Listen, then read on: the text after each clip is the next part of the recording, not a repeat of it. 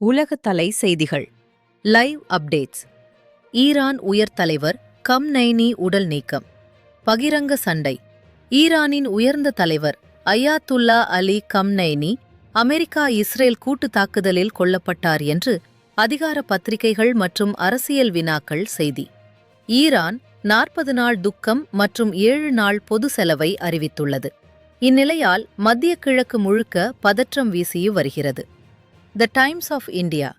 பாகிஸ்தானில் வன்முறை கையாளுதல். கராச்சி நகரில் ஈரான் தலைவரின் கொலையை எதிர்த்து போராட்டக்காரர்கள் அமெரிக்க தூதரகத்தை நோக்கி முயன்றபோது குறைந்தது 9 பேர் உயிரிழந்தனர் என்று தகவல் வந்துள்ளது. மத்திய கிழக்கில் தாக்குதல்கள் தொடர்கின்றன. ஈரான் நஷ்டத்தை தடுக்க அமெரிக்க தூதரக ஆயுதக்களை குறிக்கையும் துபாய், தோஆம் மற்றும் மனாமா உள்ளிட்ட இடங்களில் உடன்படாத வெடிப்புகள் இரத்த கோழையாக தொடர்ந்தன. பாஸ்தானிய பிரதேசங்கள் அமைதியின்றி.